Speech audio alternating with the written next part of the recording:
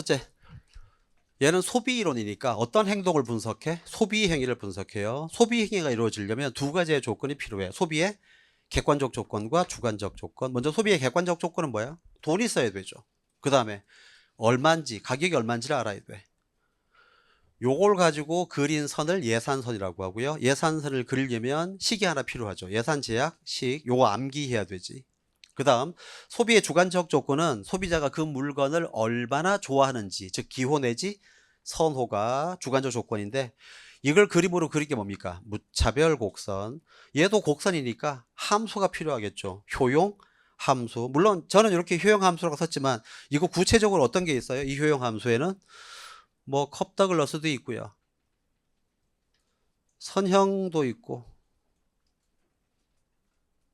레온 TF도 있고, 요즘 잘 나오는 준선형 효용 함수도 있고, 뭐 여러 가지가 있을 건데 그건 이따가 문제 풀면서 보도록 할 거예요. 그래서 최종적으로 소비의 최적은 뭐랑 뭐가 만나야 돼? 예산선과 무차별 곡선이 만나야 되겠지. 그래서 우리가 공부하는 순서는 먼저 예산선 보고 그 다음에 무차별 곡선 만나는 점, 그렇게 볼 거다 그 말이고요. 아래쪽에 무차별 곡선의 의인데 물어본다면 이걸 물어볼 거야. 자, 무차별 곡선은 기수적 효용이 아니라 반드시 서수적 효용만을 사용해요. 그 다음 합리적 경제주체 조건 또는 선호의 기본 공리. 여러분 요게 왜 필요하다고요? 요게 있어야지만 무차별 곡선을 그릴 수가 있기 때문에 암기해야 될 텐데, 완비성, 이행성, 연속성, 단조성, 볼록성인데, 먼저 완비성은 뭡니까? 둘 중에 뭐를 좋아하는지를 판단할 수 있어야 돼요. XZ랑 YZ 중에 XZ가 좋은지 YZ가 좋은지 또는 무차별한지 이게 판단이 가능해야 돼. 그 다음 이행성인데, 이행성은 뭐예요? 논리적 일관성. X를 Y보다 좋아하고 Y를 Z보다 좋아한다면 반드시 X는 Z보다 좋아해야 될 거다 그 얘기고, 연속성, 끊어지지 않는 연속적인 선호 체계를 가져야 돼요. 이따가 보겠지만 그 뭡니까? 사전 편찬식 선호의 경우에는 이 연속성을 위배하기 때문에 무차별 곡선을 그릴 수 없다라는 그런 특징도 나오는데 이따가 보고요. 단조성, 단조성은 한마디로 말하면 뭐야? 다다익선이지. 소비할수록 기분이 좋아져야 돼요. 그러려면 적어도 한 개의 효용은 0보다는 크거나 같아야 돼요. 시험에는 볼록성이 제일 잘 나오는데, 볼록성은 뭡니까? 중용의 미덕이지. 그래서 극단적인 소비 묶음보다는 평균적인 소비 묶음을 훨씬 더 좋아해야 된다. 그러니까 이런 것들을 만족하면 우리는 그 사람을 합리적 경제 주체다 그렇게 보고요. 그래야지만 무차별 곡선을 그릴 수 있어요. 이제 예산선을 좀 볼 텐데, 예산선을 그리려면 일단 요 예산 제약식을 알아야 되겠지. 요거 암기하셔야 되고요. 이걸 Y로 정리하면 이렇게 바꿀 수 있는데 요게 뭐가 됩니까? 기울기. 요게요, 절편인데 절편은 몰라도 괜찮고요. 기울기가 중요하죠. 그래서 아래쪽에 예산선의 기울기는 PY분의 PX. 그 다음 예산선이 만들어내는 요 삼각형 면적은 뭘 의미한다? 현재 주어진 소득으로 소비 가능한 영역 내지 한계예요. 그래서 요 삼각형 내에서만 소비할 수 있고요. 요 선상까지는 소비할 수 있지만 이 삼각형 바깥쪽에 있는 이런 점들은 절대로 소비할 수가 없다. 요거 체크하시고요. 예산선의 이동. 미안합니다.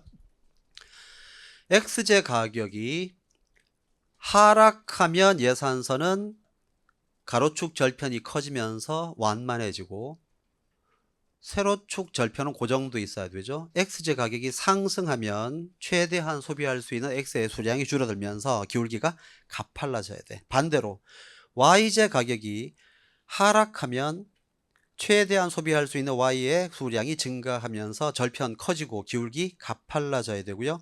XJ 가격이 다시 YJ 가격이 상승하면 절편이 작아지면서 최대한 소비할 수 있는 Y의 수량이 줄고 예산선의 기울기는 완만해져야 되겠지. 소득의 변화인데 뭐 다시죠. 소득이 증가하면 평행한 예산선이 바깥쪽으로 확장되고, 소득이 감소하면 평행한 기울기 예산선이 원점에 가깝게 수축되는 거야. 여기까지 이해가 되셨으면 저 하나 보세요. 이거 여러분, 자 X, Y에서 우리 기본 강의 때 했던 거야. 최초의 예산선이 요거였어. 흰색.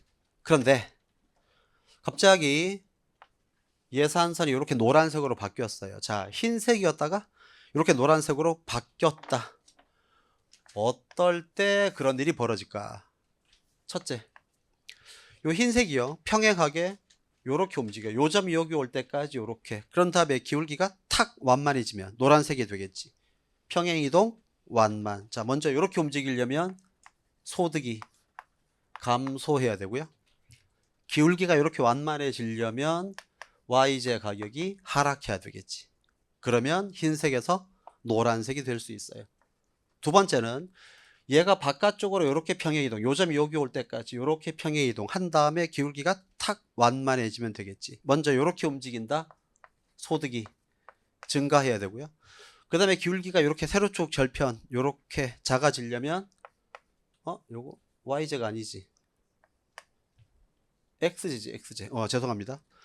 소득이 증가했다가 이렇게 되려면 YJ 가격이 상승해야 되네. 이렇게. 그 다음에 세 번째, 요점이 이렇게 움직이고요. 동시에 요점도 이렇게 움직이면 되겠지. 이렇게. 얘가 이렇게 움직이려면 XJ 가격이 하락해야 되고요. 얘가 이렇게 움직이려면 YJ 가격이 상승하면 되겠지. 뭐 이런 일들이 벌어지면 흰색에서 노란색으로 바뀔 것 같아요. 그 다음에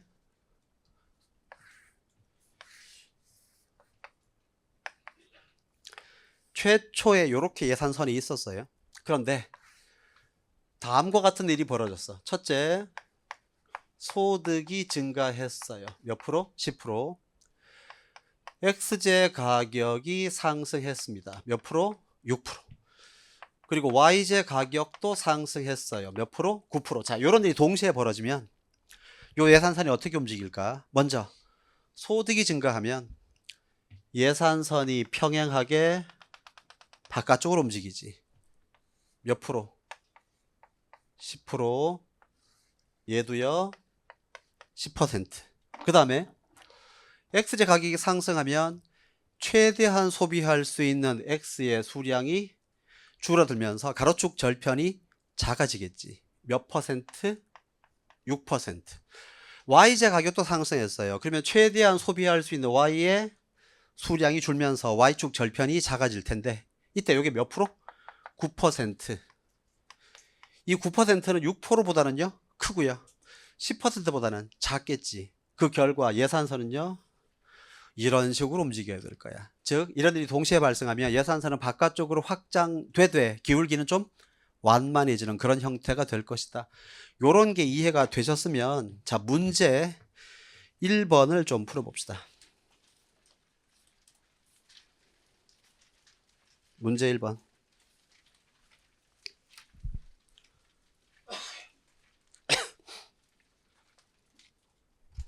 볼게요. 괄호 안에 들어갈 내용으로 옳은 것은 되어 있습니다.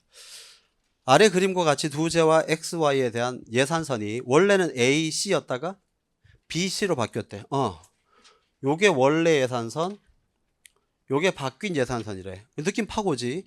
지금 가로축 절편은 변함이 없는데 세로축 절편이 줄어들면서 기울기가 완만해졌죠. 이거 원인이 뭐야? YJ 가격이 상승했기 때문이죠. 그냥 답은 그거일 것 같은데 문제에서 뭐라고 했냐면 YJ 가격에는 변함이 없대. 그러면 YJ 가격이 변하지 않은 상태에서 예산선이 이렇게 바뀌려면 어떤 원인이 필요할까? 문제에서는 XJ 가격이 어떻게 돼야 될까? 또 소득은 어떻게 돼야 될까? 해봅시다. 자, 칠판 X, Y에서 이게 원래의 예산선, 요게 바뀐 예산선. 얘가 요렇게 될 수 있는, 물론 YJ 가격은 변함이 없대. 그럼 해볼게요. 요놈이 평행하게 요렇게 내려와. 요 점이 여기 올 때까지 요렇게. 그런 다음에 기울기가 요렇게 되면 노란색이 되겠지. 얘가 요렇게 움직였다. 소득은요 감소해야 되지. 그런 다음에 요렇게 기울기가 완만해지면서 가로축 절편이 확장되려면 XJ 가격이 하락하면 될 거야. 그래서 YJ 가격은 고정됐다고 해도 이런 일이 벌어지면 예산선은 이렇게 움직일 건데 요 앞에서 했던 내용을 이해한다면 요 문제는 되게 쉬운 문제가 될 거예요. 그래서 답은 XJ 가격 하락해야 되고요. 소득도 감소하면 저런 일이 벌어질 거다. 됐습니다. 밑에